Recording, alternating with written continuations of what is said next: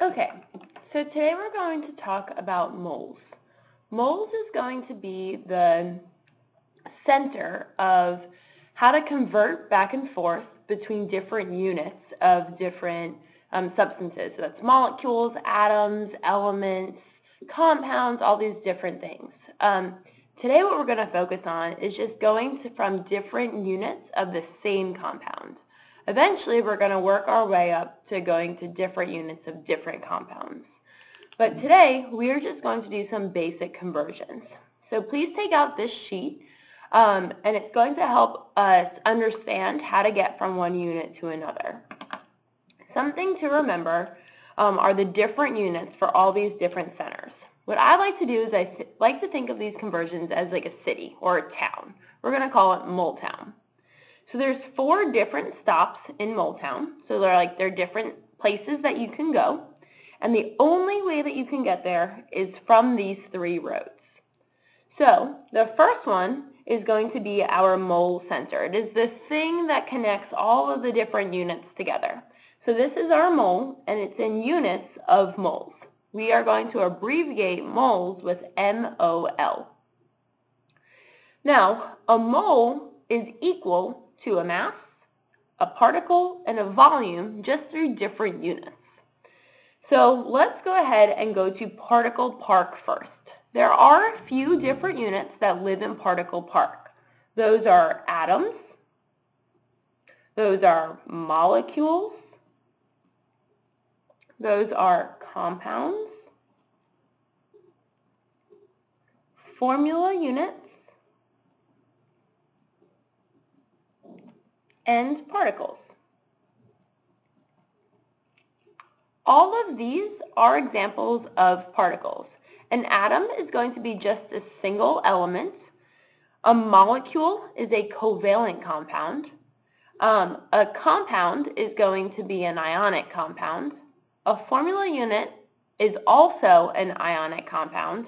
And again, particles just describes anything that stands on its own, so it can be described as each of these. In order to go from moles to particles or particles to moles, we have to use something called Avogadro's number.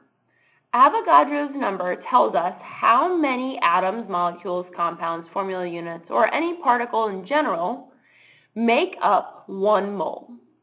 So this is basically telling us a conversion factor. So it's telling us that 1 mole is equal to 6.022 times 10 to the 23rd particles. Okay?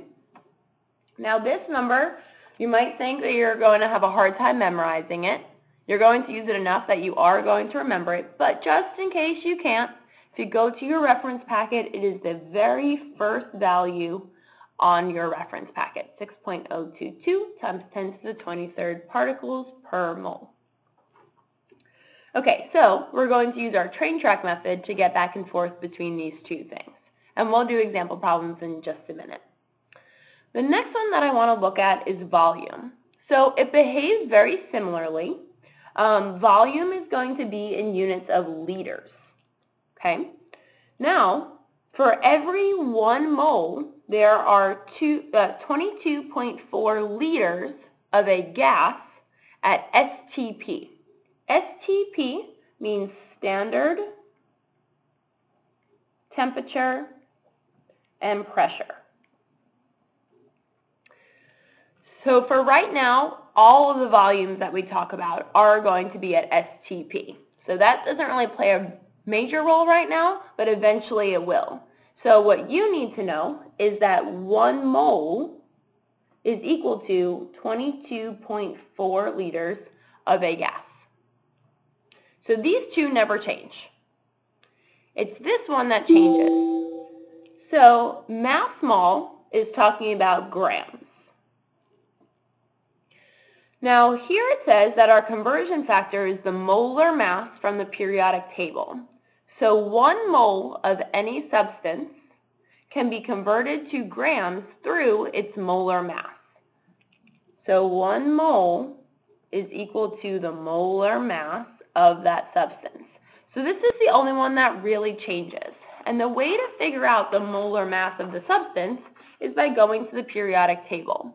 So if you go to the periodic table, if I wanted to know the molar mass of one atom of hydrogen, I would look at the average atomic mass, that's what we're going to call the molar mass today, is 1.008.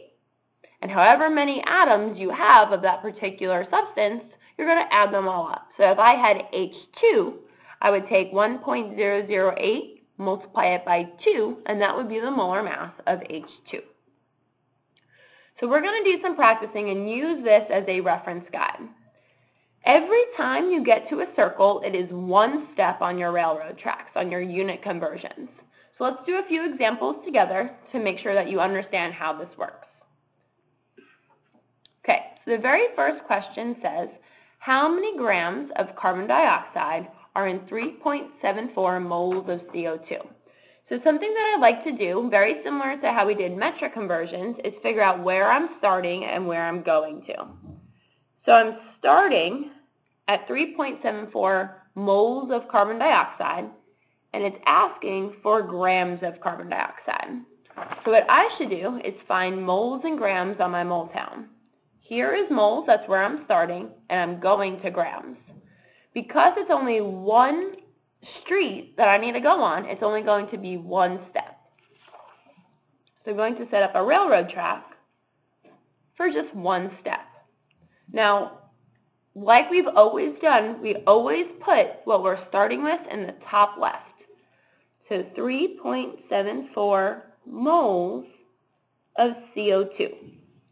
Now, the way that these train tracks work, like we've seen before, is that if we want to get rid of a unit, we have to put it on the diagonal so that we divide. So moles of CO2 are going to go on the bottom, and the question asks for grams. So that's going to go on top.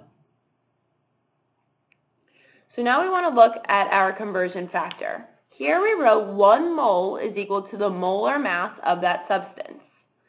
So I'm going to put a 1 in for moles, and then I have to figure out the molar mass of carbon dioxide. So I go to my reference packet, and I say, okay, carbon has a mass of 12.01. So I'm going to do 12.01, and then oxygen has a molar mass of 16, and there's 2 of them. So I'm going to add it twice.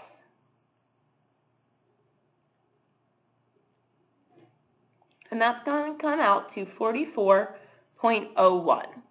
So that is the number that goes in front of grams. There are 44.01 grams of carbon dioxide for every 1 mole of carbon dioxide. So now what I do is I treat this just like I've done it before. If it's on the top, I multiply, I get an answer, and everything that's on the bottom, I divide. So here, I'm going to do 3.74 times 44.01, and I'm going to get 164.5974 grams of carbon dioxide. Okay, so that is the number that came up on my calculator. Now we have to remember significant figures. So I started off with 3 sig figs, so I need to end with 3 sig figs. So the 164 are my 3 significant figures. I look directly to the right, and it's going to round the 4 up. So my correct answer here would be 165 grams of carbon dioxide. All right, let's do the next one. It says, how many moles of O2 are there in 2.0 liters of O2? So we're going to do the same thing. Figure out where we are starting, so 2.0 liters of oxygen, and I'm trying to get 2 moles of oxygen. So I go back to my mole town and find liters and moles. So I'm going from here to here. Again, it's only going to be one step because I'm only going on one line. So I set up my railroad tracks for one step. I always put what I'm starting with in my top left, so 2.0 liters of O2. And then I want to get out of liters, so I put it on the bottom. And my next step is getting me straight to moles, which is what I'm trying to get to. So moles of O2. Then I look at my conversion factor, And we said that 1 mole is equal to 22.4 liters. So I don't even have to look anywhere for this. 1 mole is equal to 22.4 liters. So now I multiply across and then divide through what's on the bottom. So here I'm going to do 2 times 1 divided by 22.4. So that comes out to 0.089 if we were doing the correct number of significant figures. This is 2 significant figures, so leading zeros don't count, and the 8 and 9 will be our significant figures. Now we have moles of O2. Things that are important, you have to show your work.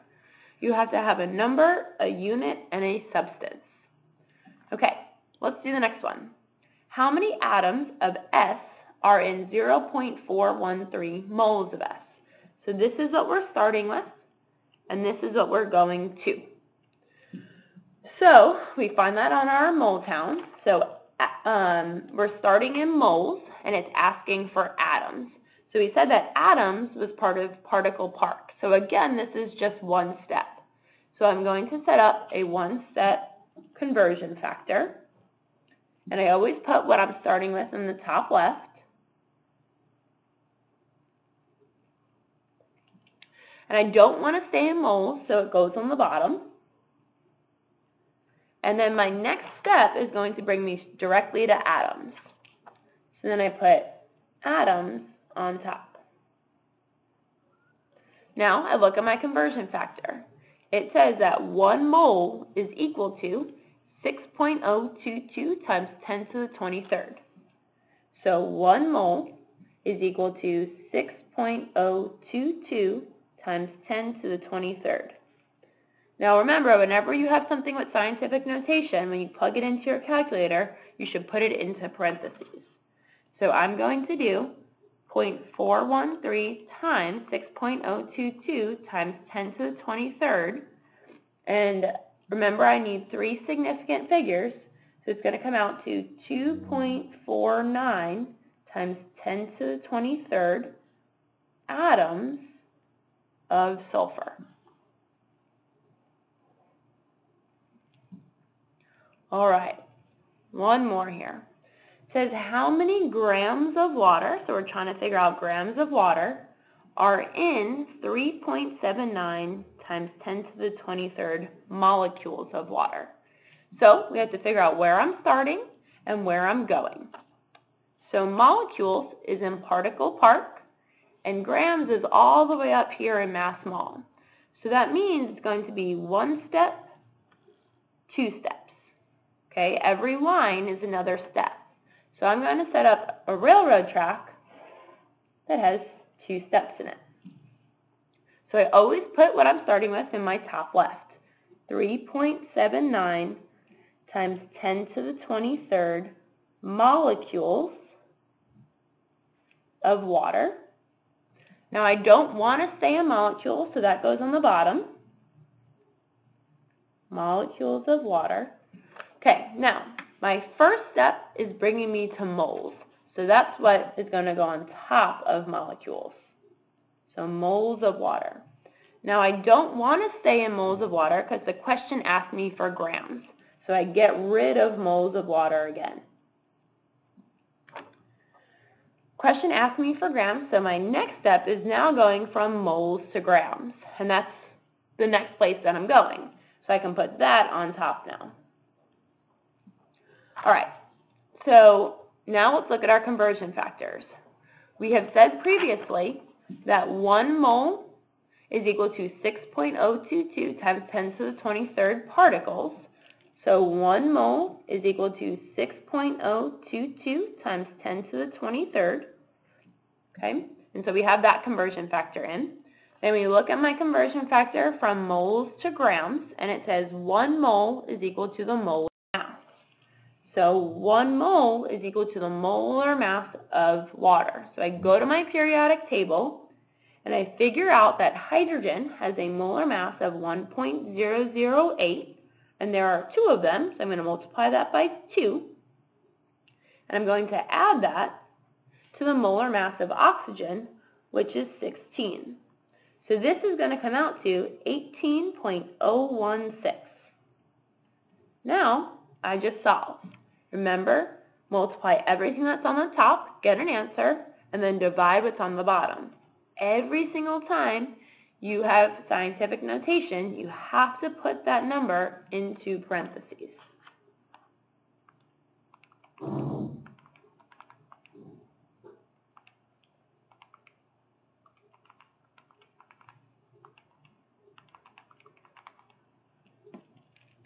So I need 3 significant figures because that's what I started with.